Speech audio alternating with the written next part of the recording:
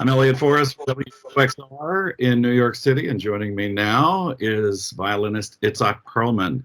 Uh, First off, how are you doing? I'm doing good. I'm relaxing. I'm sort of hibernating here on the island, and I'm out of New York, and I'm trying not to do anything. I'm actually beginning to think of practicing, which is something something, right now it's surreal. This whole situation is surreal. And it's sometimes when you look at what's going on the news and so on, you think that you're in the middle of a horror film, one of those movies, and that it's really not true. And then all of a sudden you realize we are in the middle of it. It's all real. And so that's kind of, if you start thinking too much, it becomes upsetting. But I try just to relax, and I try to say that, to think that we're going to go through with it, and we're going to recover. And so that's where we are. But we're all good. We're all fine. This is not your first experience with a life-altering virus. As many people know, you had a life-changing event as a child with the polio virus. Yes, there was a different epidemic. But the thing is that at that time I was 4 years old. So I did not really think about the effect of a epidemic. We didn't call it pandemic at that time. I don't know.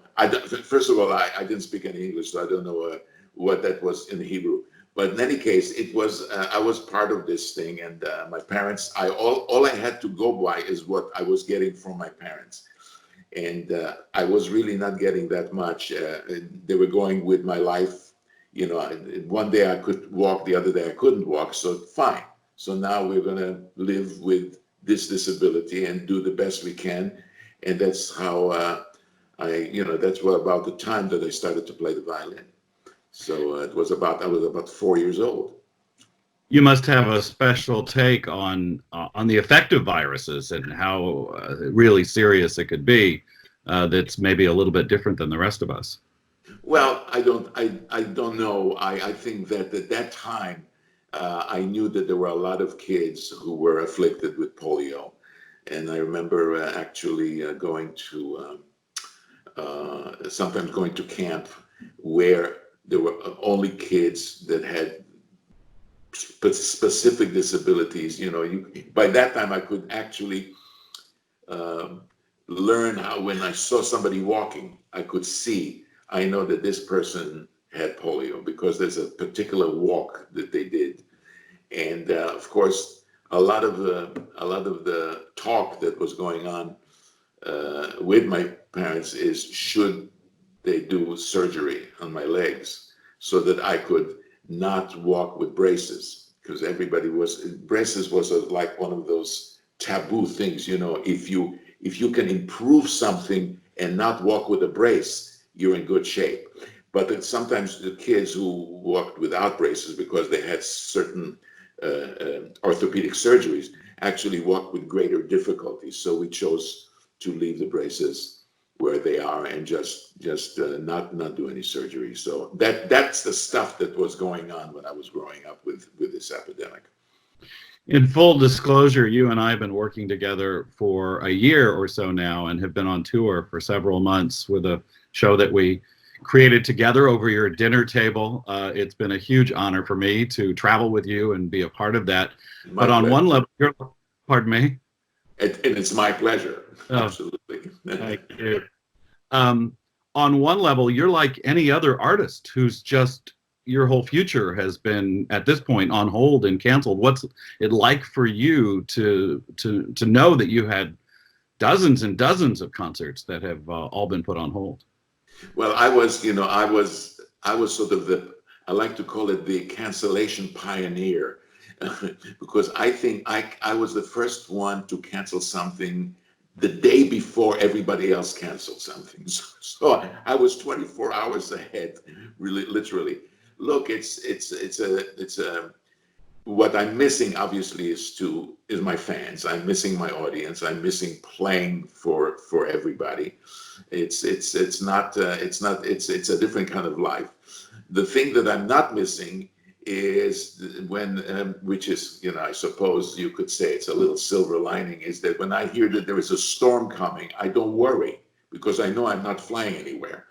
so I said, oh, storm is coming, fine. So it'll be a little rain and fine. But I usually, I just realized how much I was worried all the time with the weather.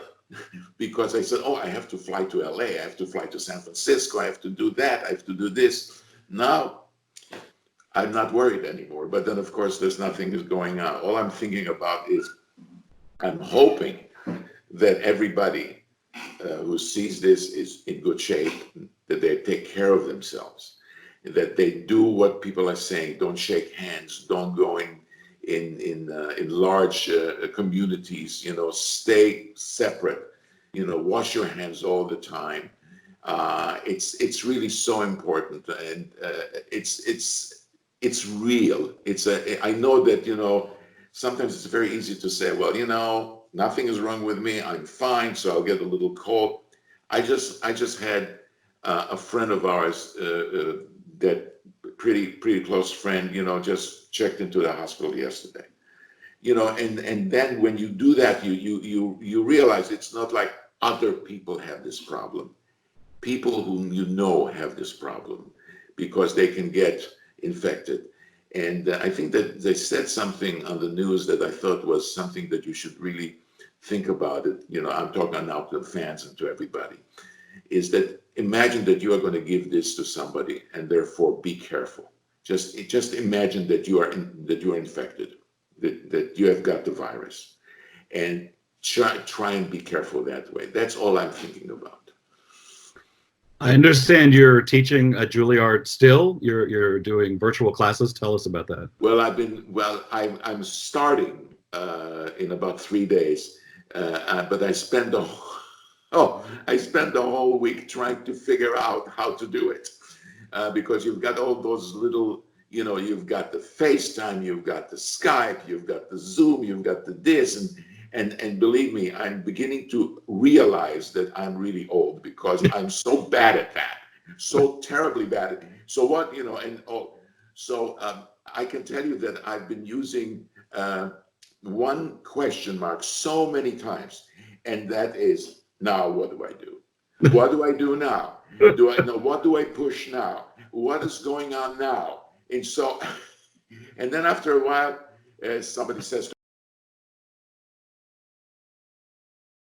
over there. So this is my life for the last week has been full of trying to figure it out, but I think I'm finally doing it. So I'm looking forward to teaching, which I've never done before, actually, teaching via the internet. So it's going to be an interesting experience for me.